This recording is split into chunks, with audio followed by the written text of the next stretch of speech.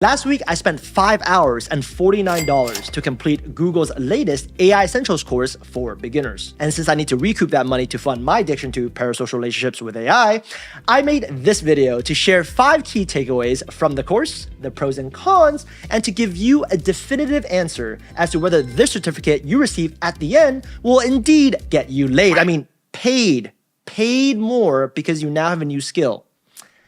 That was a weird slip of tongue there. Takeaway number 1. Broadly speaking, there are 3 types of AI tools out there. First, standalone tools are AI-powered software designed to work independently with minimal setup.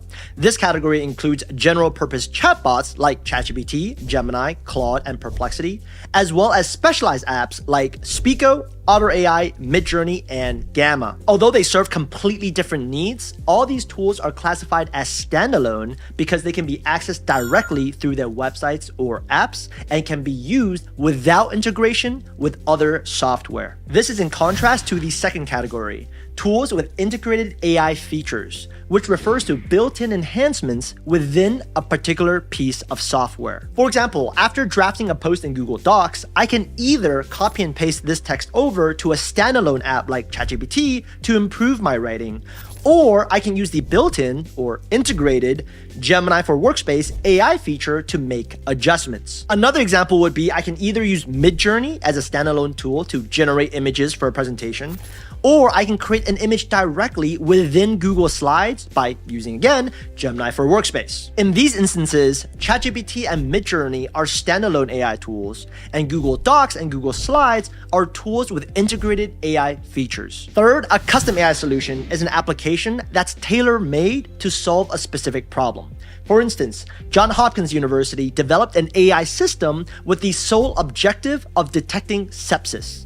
This custom AI solution improved diagnostic accuracy from 2 to 5% to an average of 40%. And if you're like me and have no technical background, you might think, oh, custom AI solutions are extremely technical and I'll probably never have to use them in the workplace. In reality, the opposite is true because well-designed custom AI solutions should require little to no technical know-how. For example, when I was in the sales team, I managed over 200 clients every quarter, and performing research on every single one was obviously time-consuming. Nowadays, there are custom AI solutions that can ingest all the information about those 200 clients, take into account factors like seasonality, historical data, and industry trends, and rank those clients by how likely they are to need assistance, helping the salesperson prioritize their time. By the way, if you're thinking of buying Google's AI Essentials course, don't. Because I only found out after I paid for it, you get the AI Essentials course for free if you enroll in the Google Project Management certification on Coursera, who is kindly sponsoring this portion of the video. Regular viewers know that I have a full-time job, and project management obviously plays a large part in my day-to-day. To be transparent though, I'm mainly self-taught since there wasn't a go-to course back in the day. But I recently started the project management certification on Coursera since it's now like the golden standard for project management. Project management is literally applicable to all industries and roles. So if you want to be more organized in the workplace, click the link below to enroll in the Google Project Management certification and unlock the AI Essentials course for free. Thank you, Coursera, for sponsoring this part of the video. Back to my takeaways. The second learning from the course is a prompt engineering tip, and it's to surface the implied context. To illustrate this, imagine your vegetarian friend asks you for restaurant recommendations. You instinctively reply with vegetarian-friendly options, even if your friend doesn't explicitly say, hey idiot, make sure it's vegetarian. Here, the fact that your friend is a vegetarian is implied context and needs to be explicitly stated when communicating with AI tools like ChatGPT and Google Gemini. Another example might be you're preparing to negotiate a raise with your boss. You know in your head that last year you received a 10% increase. This year, you're the highest performer on the team, and the industry average is a 12% increase. So you decide to ask for a 15% raise. If you leave out all that implied context when brainstorming negotiation techniques with an AI tool, you will receive a lower quality, aka more generic, output. If you want to dive deeper into this, I have an entire video on how to write the perfect prompt, so I'll leave a link to that down below. And if you want to make a copy of my 5 favorite prompts for productivity, I'll leave a link to my completely free workspace toolkit as well. Takeaway number 3, know when to use zero shot and few shot prompting. In a nutshell, the word shot simply means examples. Zero shot means you use a prompt with no examples. One shot means you include one example. Few shot means you include 2 or more examples. For instance, a zero shot example might look something like, write me a pickup line for Bumble, which is a completely hypothetical scenario I would never condone, much less participate in. A one-shot prompt would be, write me a pickup line for Bumble. Reference this pickup line my friend used that worked well for him.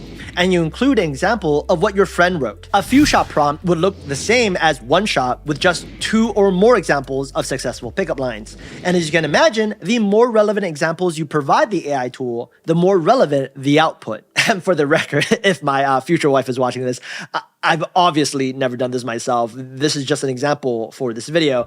As a matter of fact, I don't even use dating apps. Takeaway number 4, use chain of thought prompting for complex tasks. I've talked about this concept in previous videos, but I really like this simple and straightforward definition from Google's course.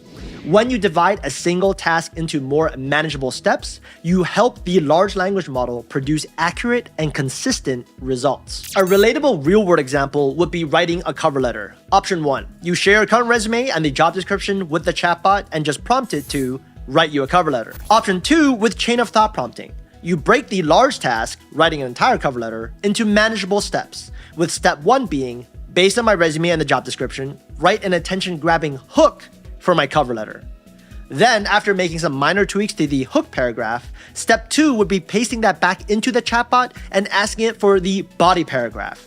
Rinse and repeat for the closing paragraph. If you want proof that this works, I have an entire video where I show job seekers how to use chain of thought prompting to not only write cover letters, but to also improve their resumes. I'll leave a link down below. Takeaway number 5 is a topic that many of us, including myself, tend to overlook when using AI tools, and it's to understand the limitations of AI. Broadly speaking, there are 3 main limitations. First, the underlying data that is used to train AI models may be biased. If a text-to-image model is only trained on minimalistic graphics, it might not be able to produce flashy and bold designs. Second, there simply wasn't enough information in the source training data on a given topic. Many AI models have a cutoff date, so if we ask for something that happened recently, it won't have enough data on that topic to give you an accurate answer. Finally, hallucinations are AI outputs that are straight up factually inaccurate.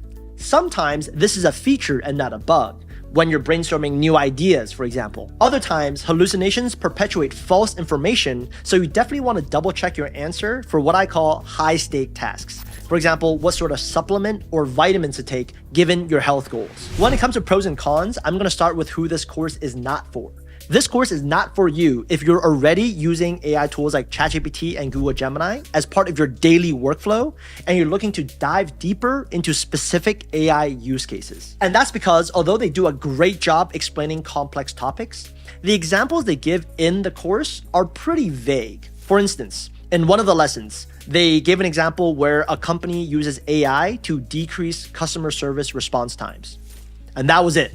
That was an entire example. It would have been nice to dive a bit deeper and talk about whether this company used a standalone AI tool or a custom AI solution, how they trained the workers to use the AI system, how they grounded the data so that the AI system didn't hallucinate, since this was a customer service application, right? So stuff like that. That being said, this is an excellent beginner level course with 3 huge advantages.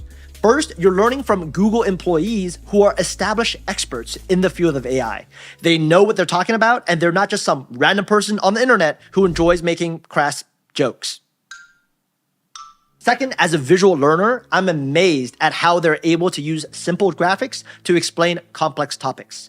For example, they analogize AI tools and AI models to a car and its engine.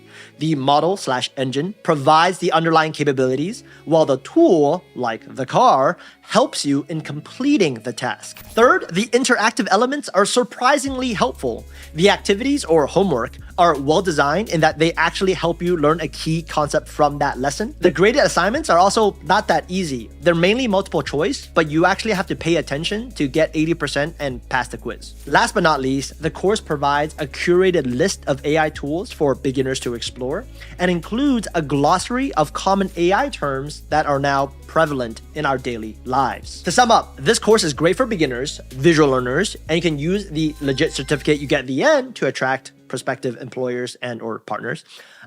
If you found this video helpful, you might want to check out my summary of Google's free AI course that's a bit more conceptual, but equally important. In the meantime though, as usual, have a great one.